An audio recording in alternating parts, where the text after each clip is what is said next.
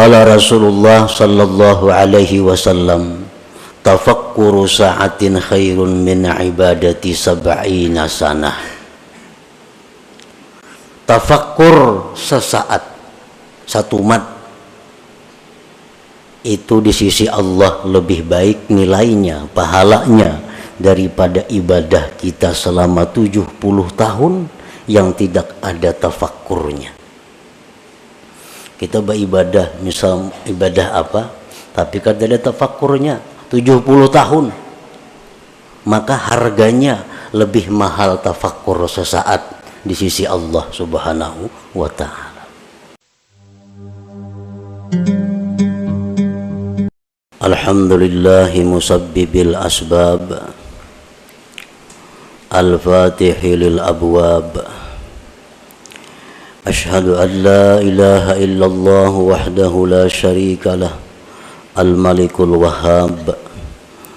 Wa ashhadu anna sayyidana Muhammadan abduhu wa rasuluhul awwab.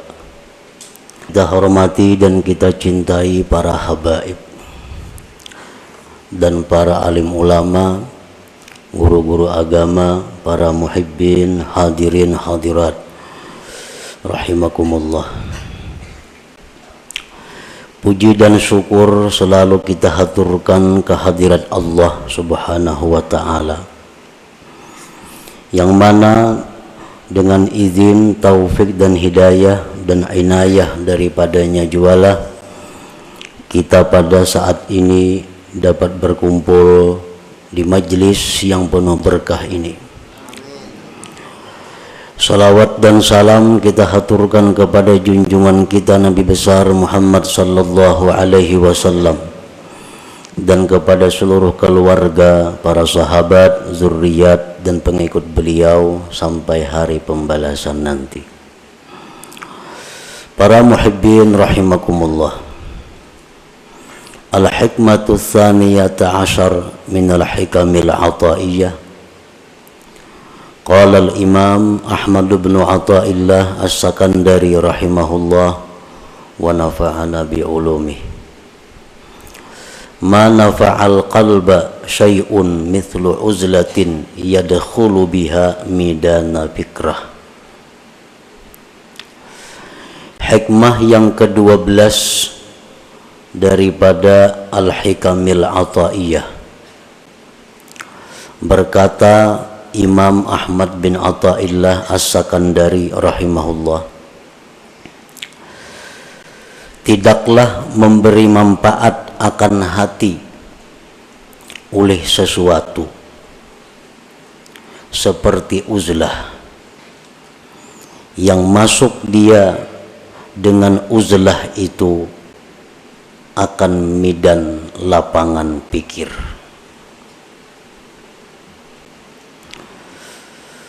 Tidaklah memberi manfaat akan hati oleh sesuatu seumpama uzlah mengasingkan diri daripada manusia, yang mana dia masuk dengan uzlah itu akan midan lapangan fikrah, berpikir. Itulah tarjamah atau makna daripada hikmah yang ke-12 ini. Adapun syarah atau penjelasan daripada hikmah yang ke-12 itu adalah la syai'a anfa'a lil qalbi min uzlatin ay khalwatin mashubatin bitafakkur. Tidak ada sesuatu yang lebih bermanfaat untuk hati daripada uzlah, artinya khalwat, menyendiri, menjauh daripada manusia, yang disertai dengan tafakkur. Nah, para muhibbin rahimakumullah, di dalam diri kita ini ada yang disebut dengan qalbun, hati. Yang dimaksud dengan hati itu bukan segumpal daging yang ada di dada sebelah kiri kita, Tetapi yang dimaksud dengan hati itu adalah sesuatu yang dinisbahkan kepada Allah Subhanahu wa ta'ala, yang berada di dalam diri kita, yang dengan hati itu kita bisa mengetahui mana yang baik, mana yang buruk, mana yang menuju surga, mana yang menuju neraka. Nah, hati kita itu apabila baik, maka baiklah seluruh anggota tubuh kita. Tetapi bila hati kita ini rusak, maka rusaklah seluruh anggota tubuh kita. Imam Ahmad bin Athaillah menyebutkan di dalam hikmah yang ke-12 ini adalah tentang hati yang rusak. Hati yang rusak itu adalah hati yang seringkali lupa kepada Allah. Hati yang hanya memikirkan kepentingan-kepentingan sesaat, namun melupakan akibat. Nah, ini hati yang rusak. Dan hati yang rusak inilah yang ada pada diri kebanyakan kita. Hati yang demikian yang rusak itu kalau ingin selamat maka mesti diobati. Agar bisa hati kita ini selalu ingat kepada Allah, selalu ingat kepada Rasulullah sallallahu alaihi wasallam, dan selalu memikirkan tentang yaumil akhirah, hari akhirat. Nah, bagaimana caranya memperbaiki hati yang rusak itu? Beliau mengatakan bahwa yang paling bermanfaat, yang paling mujarab untuk mengobati hati yang rusak itu adalah uzlah atau khalwat. Artinya menjauh daripada manusia, menyendiri, tetapi disertai dengan tafakkur. Dengan kita menyendiri dan tafakkur, maka hati yang rusak tadi diharapkan bisa baik. Nah, itu yang dimaksud di dalam hikmah yang ke-12 ini.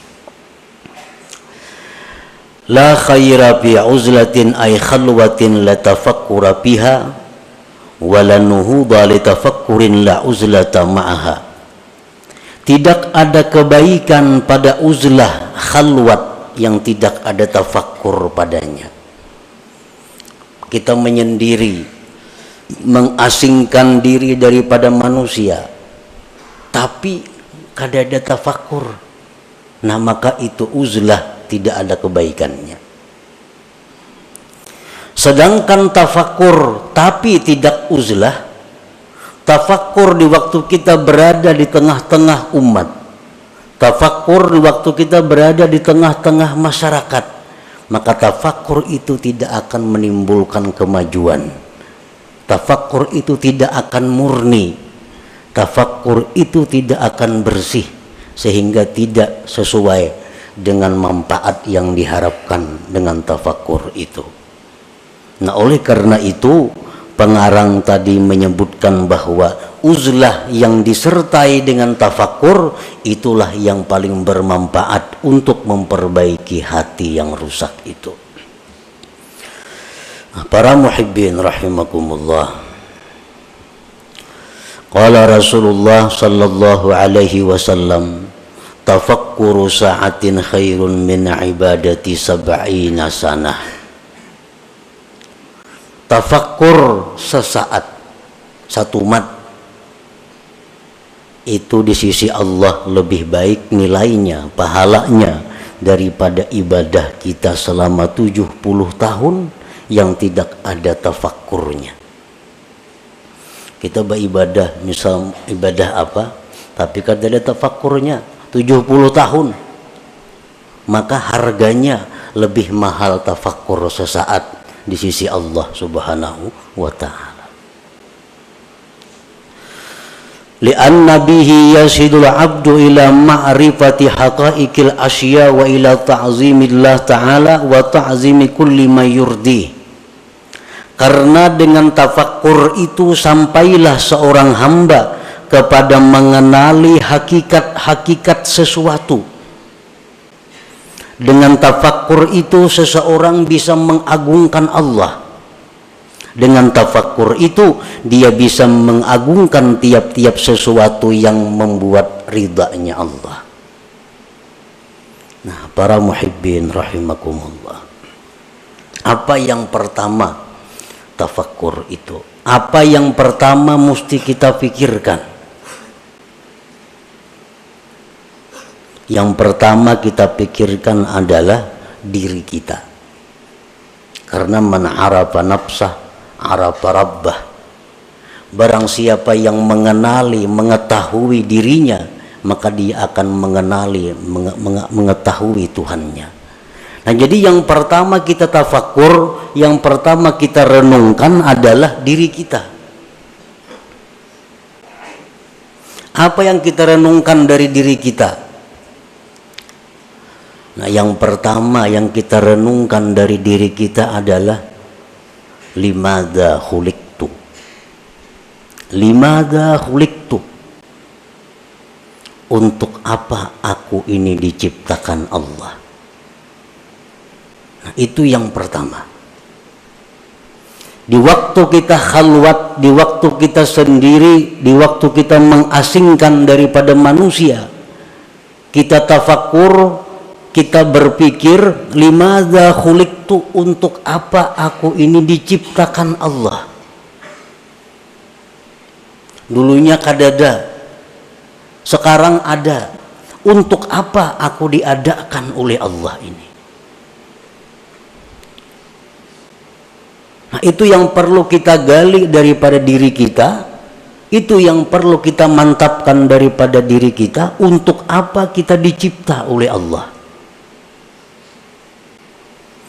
Sebahagian manusia ada yang merasa bahwa dia hidup itu untuk mengumpul harta. Dia beranggapan bahwa dia diciptakan Allah hanya untuk mengumpul harta. Sehingga sebagian besar waktunya dihabiskannya untuk mengumpul harta.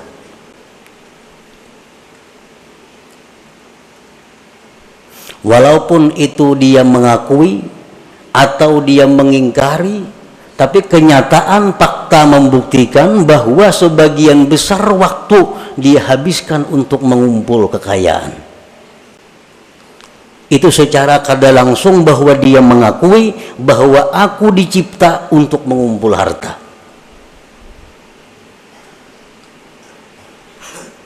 Jam 8 sampai jam 5 dihabiskan waktunya untuk berusaha mencari duit.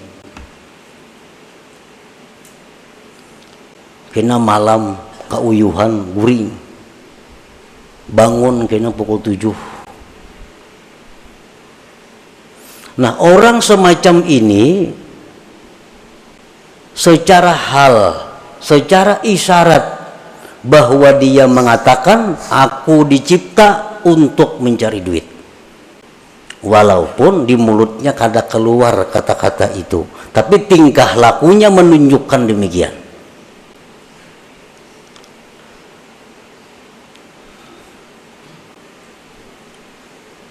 Nah, itu yang kita renungi.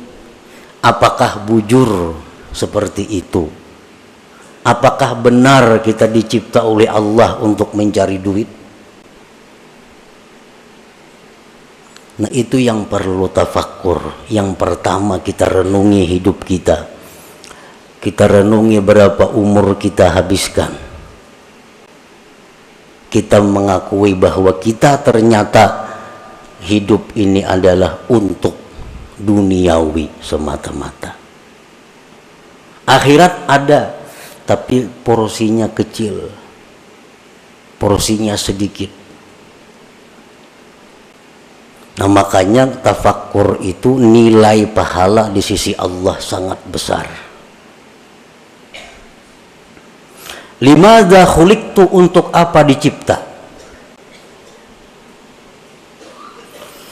Ibrahim bin Adham sewaktu beliau berburu, beliau adalah seorang bangsawan yang sukanya berburu.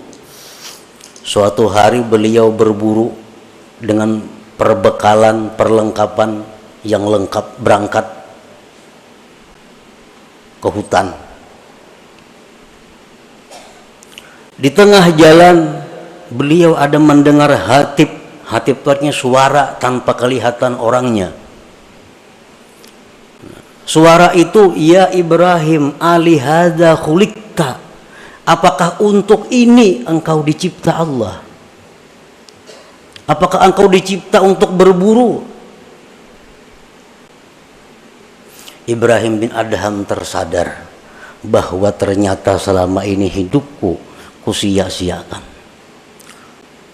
Berpaling beliau kembali dan meninggalkan seluruh yang ada, lalu mengembara ke tengah hutan belantara untuk mencari hakikat, mencari kebenaran. Nah, para muhibbin rahimakumullah, kita diciptakan oleh Allah, wa ma khalaqtul jinna wal insa illa liya'budun. Tidak kujadikan jin dan manusia itu, ujar Tuhan, melainkan untuk ibadah. Nah, untuk ibadah. Jadi kalau kita bertanya kepada diri kita, untuk apa aku diciptakan Allah? Jawabnya, untuk mengabdi kepada Allah. Untuk mengabdi kepada Allah. Nah, itu bisa didapat, bisa digali dengan tafakkur.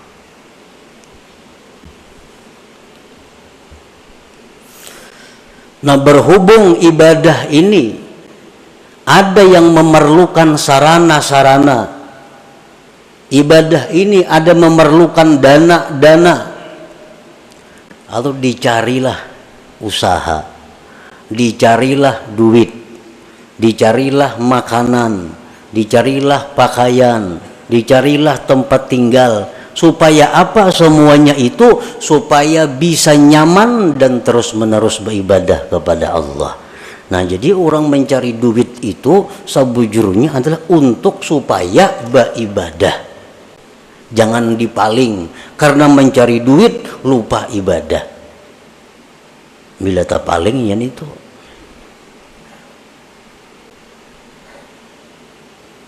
Nah, jadi yang pertama tafakkur itu dulu. Kita mengenali diri kita, tugas kita apa?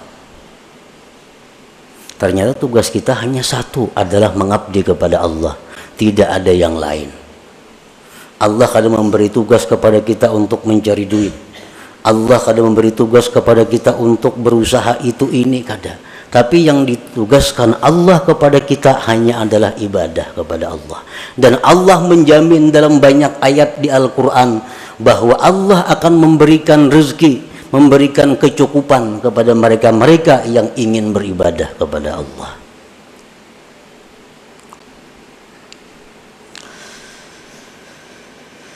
Fal uzlatu wasilatun lahu wa mu'inatun alaih. Uzlah, mengasingkan diri, itu merupakan jalan bagi tafakkur dan membantu atas tafakkur.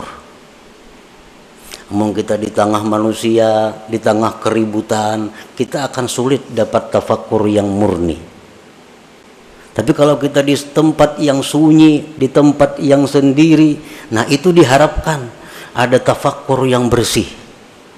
Jadi menyendiri itu merupakan wasilah. Mengasingkan diri dari manusia itu merupakan membantu untuk tafakkur. Hadhihi liman laisa lahu syaikhun yurabbi. Ini uzlah bagi orang yang tidak punya guru yang membimbing dia.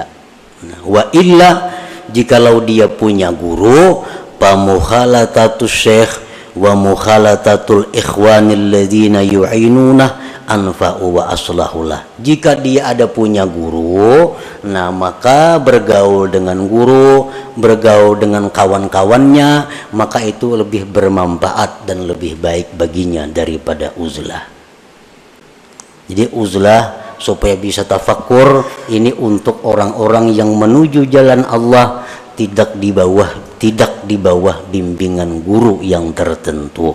Kalau orang itu ada punya guru tertentu, maka semajlis dengan guru itu lebih baik baginya. Bergaul dengan guru itu lebih baik baginya, lebih bermanfaat baginya. Nah, para muhibbin rahimakumullah. Wa'alam anna fil khalwati fawaida, ketahuilah bahwasanya pada khalwat itu banyak faidahnya. Kita mengasingkan diri, kada umpat perkumpulan-perkumpulan, kada umpat partai, kada umpat handil, kada umpat arisan, kada umpat itu banyak faidahnya. Pertama, hifzul qalbi minar riya wal mudahanah wa ghairiha minal amrad. Pertama, faidahnya kita mengasingkan diri itu terpelihara hati daripada riya. Kan riya itu minta lihat orang. Amun seorangan siapa yang melihat? Selamat hati daripada riya, daripada mudahanah, dan selainnya daripada penyakit-penyakit hati, sum'ah. Nah, selamat. Yang kedua, faidahnya uzlah itu hifzul basar min afatil manzurat, terpeliharanya mata daripada bahaya-bahaya yang dipandang. Li'anna an-nazara ilal asya yujibu tafriqatal qalbi, karena memandang kepada sesuatu itu menimbulkan terbelahnya hati. Kalau kita khalwat, napa nang kita lihat? Kadada. Lalu hati kita jadi terpukus karena mata kita kadada nang dilihatnya. Nah, makanya sembahyang disuruh menjangangi tempat sujud. Supaya apa? Supaya mata ini jangan melihat nang macam-macam. Karena bila mata melihat macam-macam, kena hati jadi macam-macam juga. Nah, dengan adanya kita khalwat, dengan adanya kita bersendiri, nah apa yang kita lihat? Nah, selamat mata. Yang ketiga, as-salamah min afatil lisan kal ghibah wan namimah wa ghairiha minal muhlikat. Selamat daripada penyakit atau bahayanya lisan seperti ghibah, nyambeti orang, namimah, anjur atar, dan selainnya daripada yang membinasakan. Kita bakhalwat, siapa dipandiri? Kada denang dipandiri. Nah, selamat dulu mulut kita daripada menyambat orang, daripada menganjur atar orang. Qala Nabi sallallahu alaihi wasallam, aktsaru khataya ibni Adam bilisanih, kebanyakan dosa manusia itu di lisannya. Dengan uzlah atau khalwat, lisan kita selamat. Yang keempat, keuntungannya kita menyendiri, as-salamatu min suhbatil asrar, kita selamat daripada bersahabat dengan orang-orang jahat.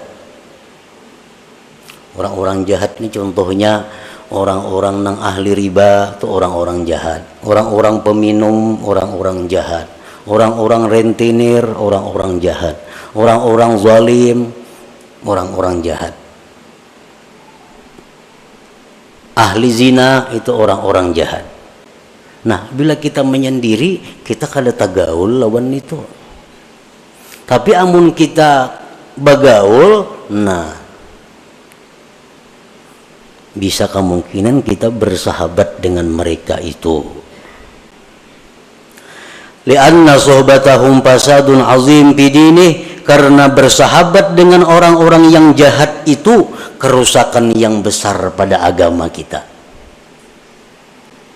Kalau kita nih akrab lawan orang penzina, itu agama kita rusak. Akrab dengan orang nang katuju riba, agama kita rusak. Akrab dengan orang zalim, agama kita rusak. Akrab dengan pejabat nang korupsi, agama kita rusak. Tanpa kita sadari. Qala ba'duhum ma fasada man fasad illa bi suhbati man fasad. Tidaklah rusak orang yang rusak itu melainkan sebab bakawan lawan nang rusak. Umumnya orang tuh rusak karena bakawan nang rusak. Nah kalau kita ba'uzlah, kita khalwat, kada bergabung dengan manusia, kita selamat.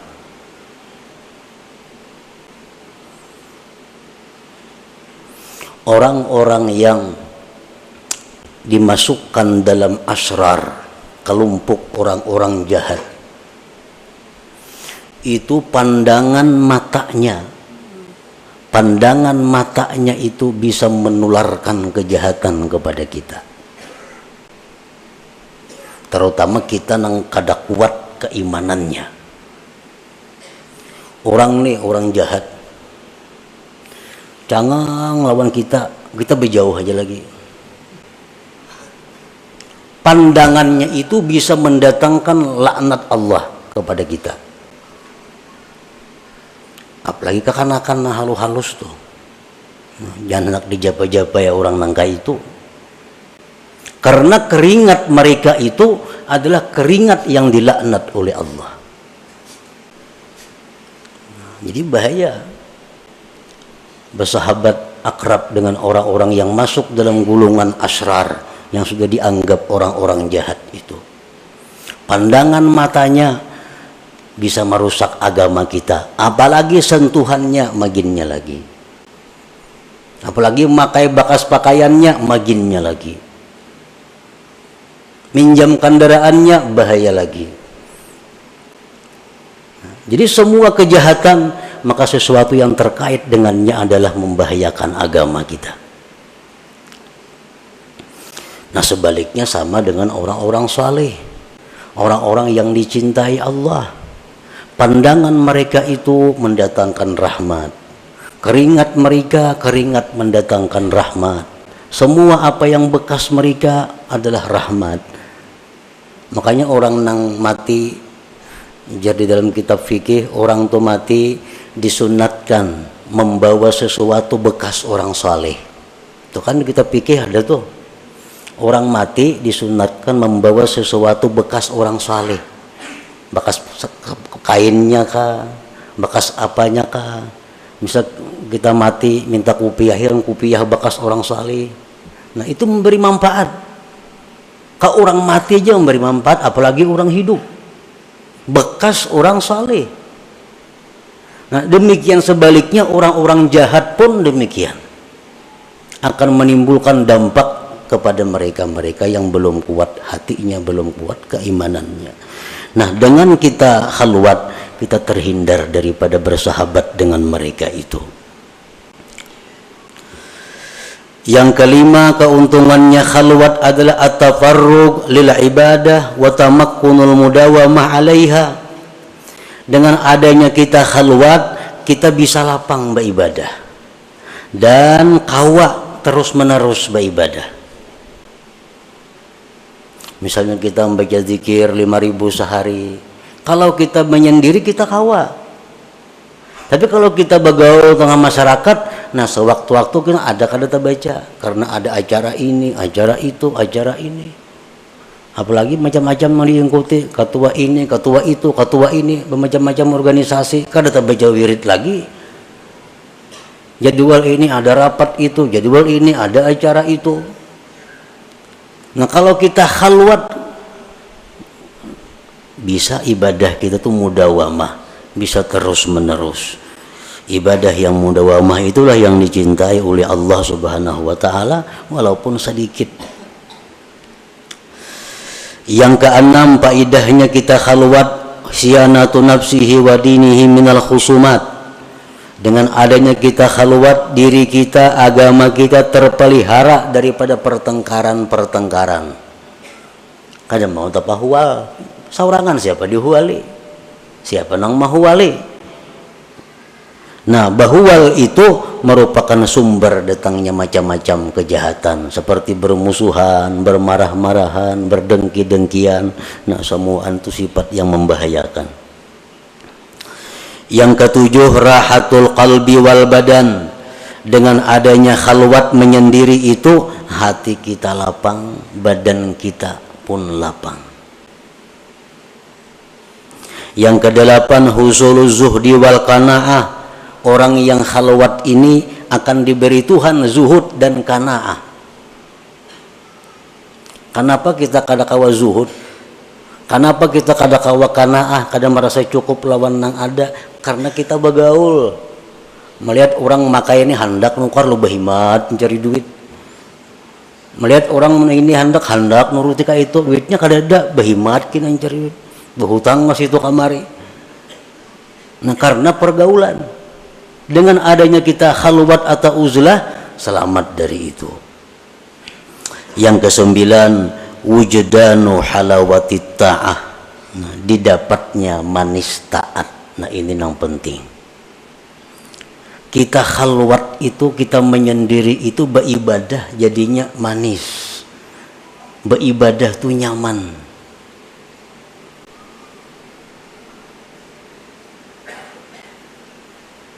Qala Abu Talib al-Makki rahimahullah, la yakunul murid shadikan hatta yajida bil khalwah minal halawah wan nasyat wal quwwah ma la yajidu bil alaniyah. Tidaklah seseorang murid itu benar sehingga dia mendapati di dalam khalwat itu manis dan rajin kuat ibadah, sesuatu yang tidak ia temukan di tengah orang banyak. Ini menandakan kita nih bujur. Bila beribadah itu tak kuat saurangan, tak nyaman saurangan, tak manis saurangan pada di tengah orang banyak, itu menunjukkan kita bujur. Tetapi bila mana kita saurangan menguliat, kulir di tengah orang banyak rajin, menunjukkan kita munafik ngarannya. Di tengah orang banyak perajinnya beribadah. Bila saurangan sajus saja kada sanggup membaca Quran. Di tengah orang banyak 2 juz sanggup. Dalam kamar surangan kada kawa. Nah, ini menunjukkan ada sifat munafik di dalam hati.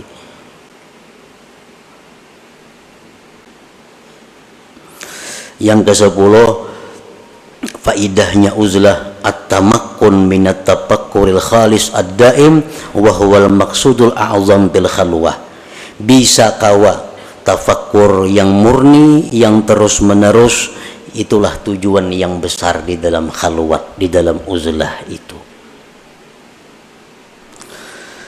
Nah, para muhibbin rahimakumullah, uzlah atau khalwat artinya menyendiri daripada orang. Dan itu kada semua orang bisa melakukannya. Menyendiri. Seseorang bertanya kepada gurunya, kaifat tarik ila tahqiqil ibadah wa tahsili halawatiha. Ujar si murid ini, wahai guru, bagaimana cara supaya bisa ibadah itu mantap dan manis? Ujar gurunya menjawab, qala syekh, la tanzur ilal khalqi wa khassatan abna'ad dunya. Kalau ikam hendak mantap beribadah, hendak manis, jangan memandang kepada makhluk, terutama orang-orang yang cinta dunia. Jangan dipandang. Maiti aja jangan. Jadi jangan murid, maka ada sanggup, wahai guru. Guru di pasar begana, berdagang. Macam-macam nang dihadapi, kayak apa?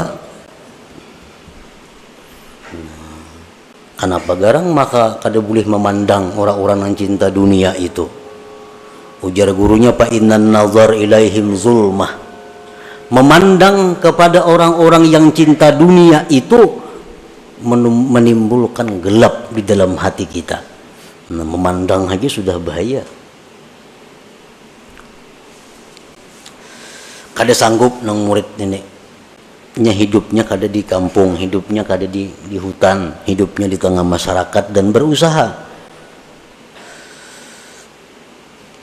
Nah kalau ikam kada sanggup, ini barang pala tasma' kalamahum. Ayo ikam memandang mereka, tapi jangan mendengari pembicaraan mereka. Jangan dengari perkataan-perkataan ahli dunia. Kada kau melihat TV lagi tuh berita-berita. Kenapa garang kada kau kada boleh mendengari pembicaraan ahli dunia itu? Fa inna kalamahum kaswah. Pembicaraan orang cinta dunia itu menimbulkan keras hati kita. Kita ini menalinga orang bepandir dolar, pandir emas. Orang bisi emas kada, dolar kada. Ini menalinga mana. Itu membuat hati kita keras.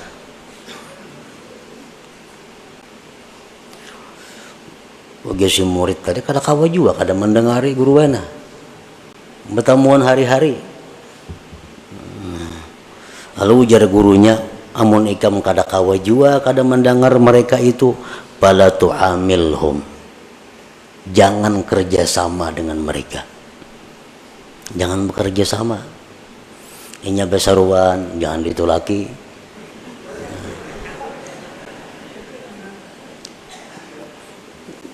Orang-orang bakhil tuh, orang-orang bakhil. Besaruan, jangan ditulaki.